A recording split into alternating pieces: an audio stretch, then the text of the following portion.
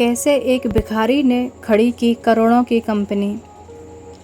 यह एक ऐसे इंसान की कहानी है जो अपनी मेहनत और लगन के बलबूते एक भिखारी से करोड़पति बन गया। जहां कभी वह घर घर जाकर भीख मांगा करता था, आज न केवल उसकी कंपनी का टर्नओवर 30 करोड़ रुपए है, बल्कि उसकी कंपनी की वजह से 150 अन्य घरों में भी चूल्हा जलता है। हम बात कर रहे हैं रेणुका आराध्य की, जिनकी उम्र अब 50 वर्ष की हो गई है। उनकी ज़िंदगी की शुरुआत हुई बेंगलुरु के निकट अनेकाल तालुक के गोपासंद्र गांव से। उनके पिता एक छोटे से स्थानीय मंदिर के पुजारी थे, जो अपने परिवार की जीविका के लिए दान पुण्य से मिले पैसों से चलाते थे। दान पुण्य के पैसों से उनका घर नहीं चल पाता था, इसलिए वे आसपास गांव में जाकर भिक्षा में अनाज मांग कर लाते। फिर उसी अनाज को बाजार में बेचकर जो पैसे मिलते, उससे जैसे तैसे अपने परिवार का पालन पोषण करते। रेणुका भी भिक्षा मांगने में अपने पिता की मदद करते, पर परिवार के हालात यहाँ तक खराब हो गए कि छठी कक्षा के बाद एक पुजारी होने के नाते रोज पूजा पाठ करने के बाद भी उन्हें कई घरों में जाकर नौकर का भी काम करना पड़ता। जल्दी ही उनके पिता ने उन्हें चिकपेट के एक आश्रम में डाल दिया, जहां उन्हें वेद और संस्कृत की पढ़ाई करनी पड़ती थी और सिर्फ 2 वक्त ही भोजन मिलता था, एक सुबह 8 बजे और एक रात को 8 बजे। इससे वो भूखे ही रह जाते और पढ़ाई पर ध्यान नहीं दे पाते। पेट भरने के लिए वो पूजा, शादी और समारोह में जाना चाहते थे, जिसके लिए उन्हें अपने सीनियर्स के व्यक्तिगत कामों को भी करना पड़ता। परिणाम स्वरूप वो 10वीं की परीक्षा में फेल हो गए।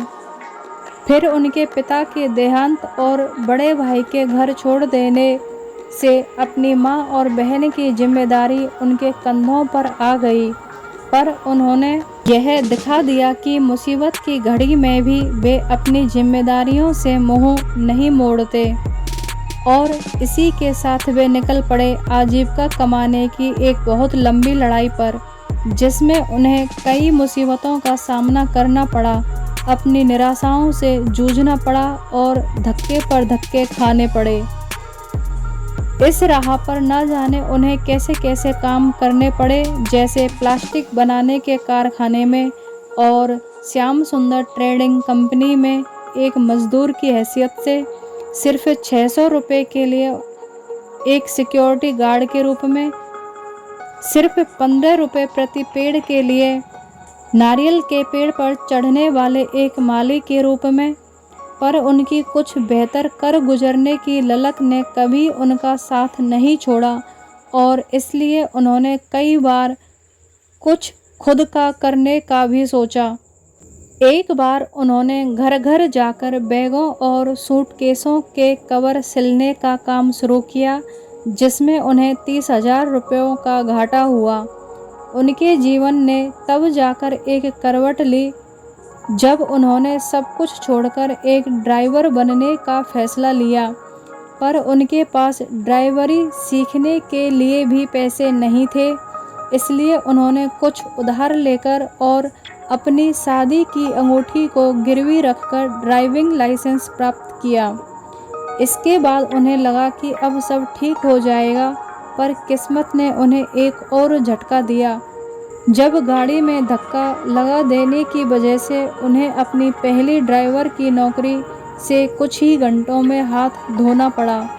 पर एक सज्जन टैक्सी ऑपरेटर ने उन्हें एक मौका दिया और बदले में रेणुका ने बिना पैसे के ही उनके लिए गाड़ी चलाई, ताकि वो खुद को साबित कर सके।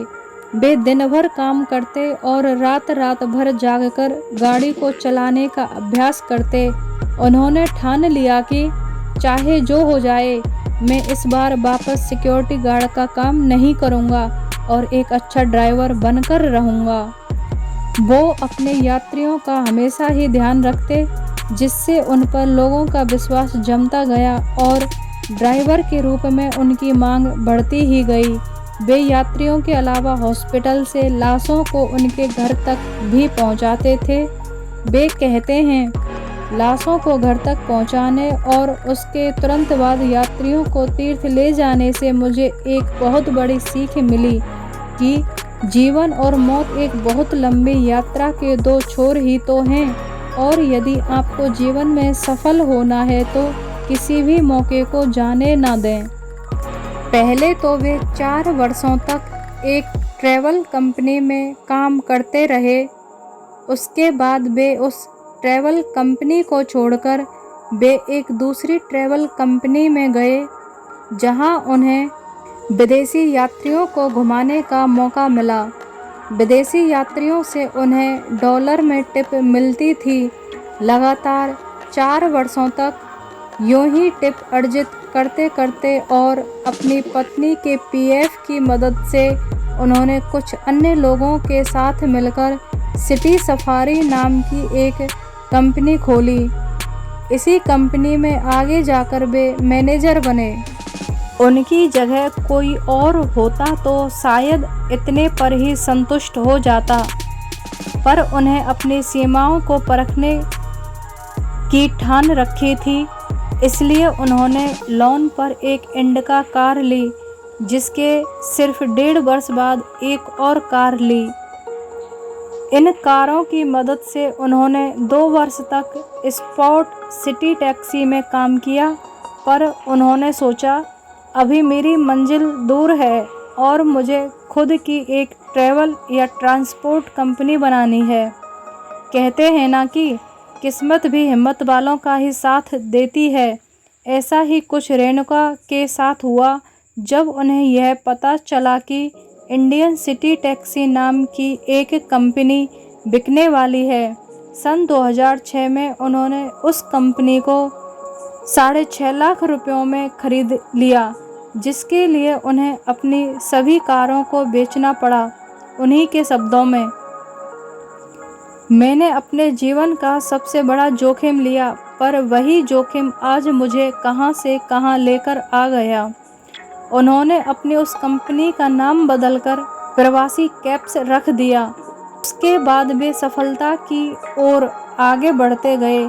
सबसे पहले अमेजन इंडिया ने प्रमोशन के लिए रेणुका की कंपनी को चुना। उसके बाद रेणुका ने अपनी कंपनी को आगे बढ़ाने में जी जान लगा दिया। धीरे धीरे उनके कई और नामी ग्रामी ग्राहक बन गए, जैसे वॉलमार्ट, अकामाई, जनरल मोटर्स आदि। इसके बाद उन्होंने कभी पीछे पलटकर नहीं देखा और सफलता की ओर उनके कदम बढ़ते ही गए, पर उन्होंने कभी भी सीखना बंद नहीं किया। उनकी कंपनी इतनी मजबूत हो गई कि जहां कई और टैक्सी कंपनियां ओला और उबेर आने से बंद हो गईं, उनकी कंपनी फिर भी सफलता की ओर आगे बढ़ रही है। आज उनकी कंपनी की 1000 से ज़्यादा कारें चलती हैं। आज वे 3 स्टार्टअप के डायरेक्टर हैं और 3 वर्षों में उनका 100 करोड़ के आंकड़े को छूने की उम्मीद है, जिसके बाद वो IPO की ओर आगे बढ़ेंगे। कौन सोच सकता था कि बचपन में घर घर जाकर अनाज मांगने वाला लड़का जो 10वीं कक्षा में फेल हो गया था और जिसके पास खुद का 1 रुपया नहीं था, वह आज 30 करोड़ की कंपनी का मालिक है।